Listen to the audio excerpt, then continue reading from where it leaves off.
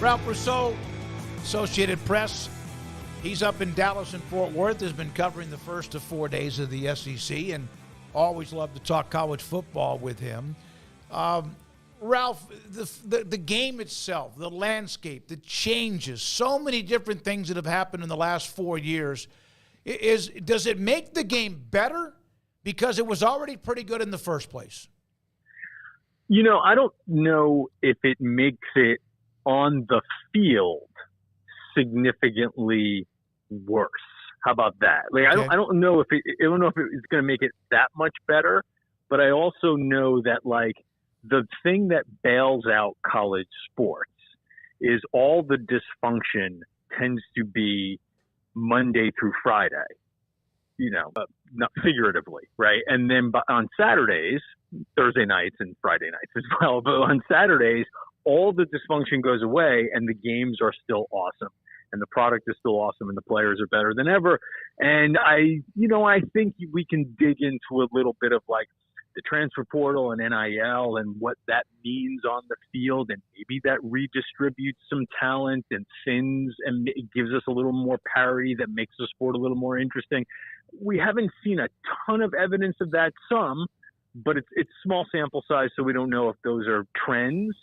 But as of right now, like, I keep going back to this idea of like, if as much as they try to screw up college football, Saturdays are awesome. And I think that ultimately ends up being the thing that like will bail out all the incompetence in the management of college football, is the fact that like people love it. It's really awesome. It's exciting and the games are great. So just don't screw it up so much from Monday through Friday that we can't have Saturdays. Ralph, one of the things that, they've tried to screw up, obviously, is realignment. I mean, and again, it's good, it's bad, and, there's all these things in between on it. But the latest stories are about Florida State and Clemson, their fight with the ACC. What's a reasonable timetable in your mind for a decision on anything when it comes to that? So if you want to just go by what it was going on in the courts, I mean, you got to remember, like, Florida State, Clemson are suing the ACC, and the ACC is suing both of those schools back. And what we have gotten through so far with those cases is really just about like logistics, where the cases should be heard. There are multiple cases. Should any of them be dropped? Should one case defer to another? So in some ways, we're still at the starting point of all this stuff as far as the courts are concerned. I think if you wanted to look at like, what is the fastest this could play out? I think there's a timetable that again, this is very speculative, that Clemson and Florida State could conceivably on August 15th notify the ACC and say, we are leaving. We are giving our 1 year notice. Now, I don't know if that means anything, right? I mean, you still have all kinds of contracts that bind them, but it might be their way of sort of starting a process that they hope will end in some kind of negotiated settlement, and then they get out. There's also a very real chance that is crazy too fast, that is way overshooting it. So I think one scenario could be, hey man, maybe they're in a new conference by August of 2025. I don't know if that's realistic. I think if you're the most optimistic, quote unquote optimistic of Florida State fans, and you're really looking to get out, you're hoping that that's the timetable. But there's also a timeline here that could stretch out years if this thing really does. If the ACC says, no man, we're digging in here and we're dragging your butts all the way through the court process here. Conceivably, this thing could last years. Ralph, that was obviously something that tied in a bit to SEC Media Days, just all the stuff that's stirred up and being talked about and speculated about with FSU and Clemson. And would they have a spot in the SEC? Greg Sankey seemed pretty adamantly and prepared for that kind of question, saying that they like 16. But I guess he can't really say anything other than that right now, can he? And just how did you sort of take those comments? Yeah, I mean, I think that's the point, right? They can't get entangled in in what's going on in other conferences because, quite frankly, it would drag them into court, right? They would suddenly become liable as people who are trying to interfere with contracts with us. So they can't be involved in that. And Sankey is really cautious about not making very clear that they are not recruiting, right? They are not recruiters in this position. But I think I think you can kind of tell his frustration with the fact that this is going on, right? He talked about how he's paying attention, and of course he has to pay attention because he pays attention to everything in college sports. But this bit of uncertainty, you could tell it frustrates him because he understands that like this is a topic that tends to fuel speculation. So if there's any kind of instability in another conference, all of a sudden that creates a swirls of speculation and rumors, and then he has to address that. So instability anywhere tends to create instability everywhere. And I think after 3 really long years of realignment, I think a lot of people are just dying to have peace when it comes to that part of college football. And we just can't seem to get there, even though, again, things are certainly far more peaceful this year than they have been the last 3 when it comes to realignment. But that ACC piece is still showing some possible fractures. Yeah, I think a lot of us, as much as it's helped with our growth because of what happened in the summer of 21 Texas OU SEC. Yeah, we brought up the Florida State Clemson earlier today. But it would be nice just to have a normal, like midsummer until the championship game. It would be so nice. I don't know if we ever will do that again. Yeah, it's funny. I feel like as someone who has really grinded through, and trust me, nobody needs to have any sympathy for me. I have a great job. Mm-hmm. But the last few years have been a real grind because there really haven't been an off season. There's been so much between realignment and NCAA issues and court cases, NIL. There's been so much off the field stuff. It's really packed the off season. This year, there's still a lot going on, but it's not nearly as much as the last couple. And I think that with the playoff in place and all these other conferences now have their structures and their new teams in, I think there's this sense of like, okay, we're finally getting to the point where we might have, as you said, some normalcy in the off season, and we might be steering clear of some of this realignment. Here's the one thing about realignment. I don't know if it's necessarily been good for college sports. In fact, I'm pretty sure it hasn't been generally, but here's how they get you, Smokey. You look at the schedules, right? Yep. Mm-hmm. And all of a sudden, as much as we've complained and you complain and you whine and you're like, oh, it's tearing apart rivalries, it's doing this and doing that. And then you see, Texas at Georgia. And I think that's the game this year. Even maybe it's Georgia at Texas. But you see Texas, Georgia, and you see Ohio State, Oregon. And you're like, oh, wow, that looks pretty good. So absolutely. That's how realignment gets you. Again, I don't think it's been good for the sport, but it will create some really interesting conferences and conference races and really, really cool games. I've always thought about, you were talking about the schedule, when you have a big time, early September non-conference game, whether it's from somebody like USC playing Penn State, or last year, Alabama, Texas, among others. I don't know if it ever gets much better than that until you get to that November time period when you start to get a lot of the rivalries, with the exception of Texas and OU in October. Yeah, no, I tend to agree with that. I do, I think the newness of the season, we're all super excited right when the season starts, and then you have these monster teams.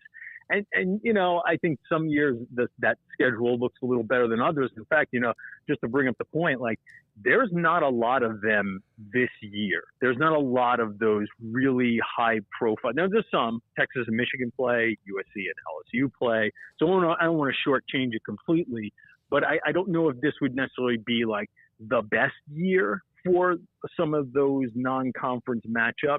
Alabama, Wisconsin, super interesting only because they have to actually go to Wisconsin. Yes. And that's always cool. And that's cool too. It seems like we're moving away from those neutral site games more and more. And I think the bigger question is, as these conferences expand and become more arduous and rigorous within the conference, and maybe the SEC then adds a ninth conference game, which I think a lot of people think they might in the coming years. Does the college football players expanding to 12 teams motivate teams to take more risks out of conference and schedule some of those tough games? Or do they say, hey, I don't know if we really need that extra, tough non-conference game. We already play a really tough conference schedule, and do we get less of them? So the future of those marquee games, I don't want to say they're in doubt, but there's an uncertainty about whether we're going to get more of them in the 12-team playoff or less of them because now we have super conference. Ralph, this just kind of randomly came to me, but do you think Sankey being more of a traditionalist is irked by a guy like Brett Yormark being more of an outsider and a disruptor? I don't necessarily think irked is the right word. From what I've gathered, they've worked together pretty well. Okay. And I think Greg appreciates Brett bringing sort of a different perspective to the table. I will definitely tell you, I don't think they're not going to operate the same way, right? I mean, you see Yormark, talking about things, though he kind of ducked the subject a little bit when directly asked about private equity and some creative things the Big 12 is going to go about doing. And the fact that the Big 12 generally, they aggressively went after the Pac-12 teams. They kind of, insinuated they would be in the market for other teams, with an eye towards the ACC. So yes, it's a very different approach. But I do get the sense that they work together pretty well. So, maybe Greg wouldn't sign off on the way Brett works, but I think they seemingly get along okay when they're in the same rooms. How about that? Yeah, that makes sense. Yeah. They probably respect each other as businessmen, but I do think it seemed like it's different approaches. Yeah. Sankey, it's a more of an old school approach. Not that he's not right in the middle of what has changed around with technology, social media, and so much more. So, if in fact at one point in the next 2 to 3 years there becomes what you would consider, and Craig came up with a Super 2, the two alpha conferences, how many teams, in your opinion, of the current 16 of the Big 12 will be included in that? Wow, that is some kind of question, guys.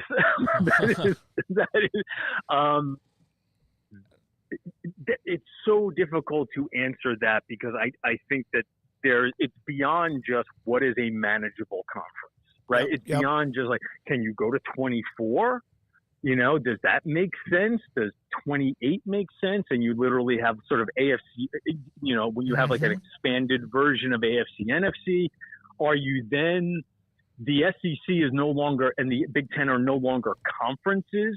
They are sort of these separate leagues with a big banner, and then they're cutting those teams into what essentially are mini conferences, right? So maybe there's a new version of the Pac-12, but it's just living under the Big Ten's banner, right? Like a West Coast version of the Big Ten.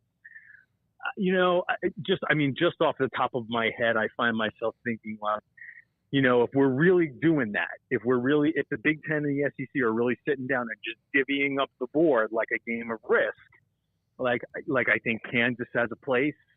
I think TCU probably has a place.